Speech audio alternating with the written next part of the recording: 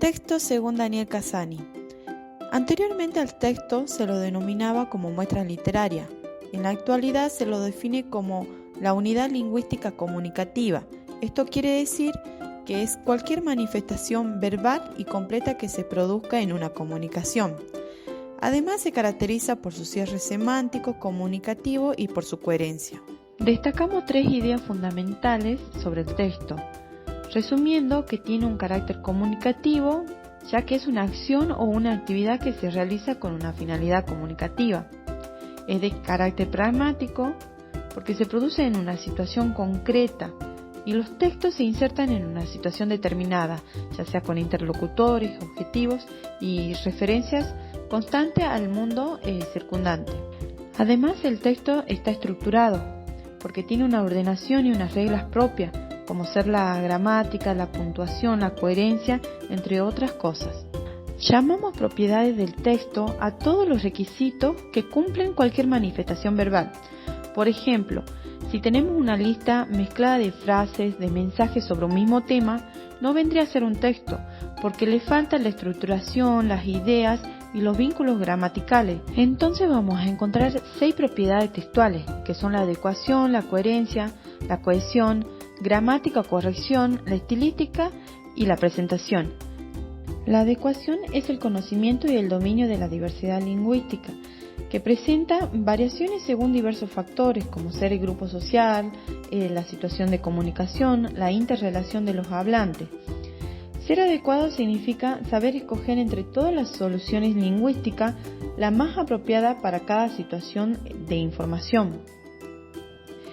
La coherencia se refiere al dominio del procesamiento de la información. Se establece cuál es la información pertinente que se va a comunicar y cómo se va a hacer. Por ejemplo, llamamos textos incoherentes a aquellos que son desorganizados, que se repiten las ideas o se mezclan. Es decir, que no muestran un esquema previo de organización. Y la cohesión hace referencia a las articulaciones gramaticales del texto, donde las oraciones que conforman un discurso están relacionadas con los medios gramaticales diversos, como ser la puntuación, la conjunción, los sinónimos, entre otras cosas. Toda esta red de conexiones lingüísticas va a hacer posible la codificación y descodificación del texto. Estilística. Engloba recursos verbales, retóricos, literarios y comunicativos para producir textos. Presentación. Todos los textos orales como escritos tienen que presentarse a la audiencia. En el canal oral, la presentación oral incluye dominio de los códigos no verbales hasta aspectos paralingüísticos como el control de la voz, las pausas y las entonaciones. Tipo de texto según el ámbito de uso. En el ámbito personal, los textos son para uno mismo. En lo oral incluye monólogos, grabaciones en cassette. En lo escrito, diario personal, notas, agendas, comentarios de lecturas, cuentos, apuntes. En el ámbito familiar y de amistades, los textos son para el círculo de familias e íntimo. En el ámbito académico, los textos son de escuela y de las actividades de formación. En lo oral podemos encontrar exposiciones, exámenes orales, entrevistas, diálogos, conferencias, lecturas en voz alta. En el ámbito laboral, los textos son para el mundo del trabajo. En lo oral, exposiciones, entrevistas, parlamentos breves, conversaciones. En lo escrito, informes, cartas, currículum, notas. En el ámbito social, los textos son públicos. En lo oral puede ser conversaciones en la radio y la televisión. En lo escrito, anuncios, cartas, en la prensa, artículos, en revistas. En el ámbito gregario, relaciones con organizaciones públicas y privadas. En el ámbito literario, ámbito del ocio, finalidades lúdicas, temas y lenguajes variados. En lo oral podemos encontrar tradición oral popular, chiste, películas, teatro. En lo escrito, géneros tradicionales de la literatura. En la tipología de Word-Lynch distingue 5 tipos de textos. Descripción, hechos en el espacio. Narración, hechos o conceptos en el tiempo. Exposición, análisis o síntesis. Argumentación, ideas y manifestaciones.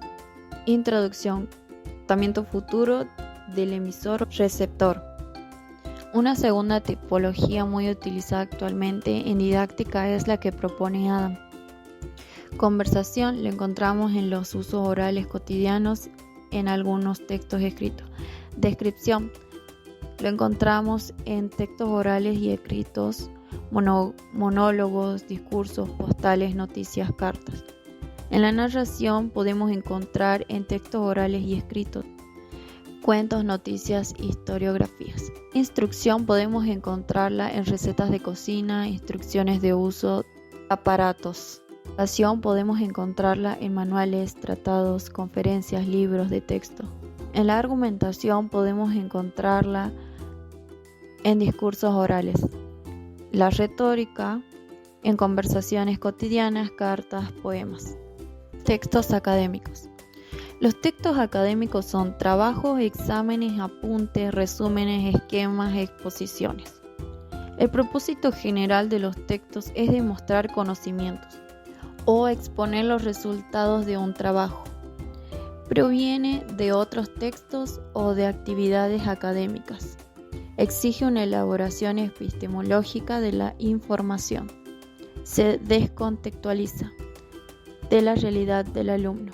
Tiene un lenguaje objetivo con léxico preciso y específico. Poco tipificada.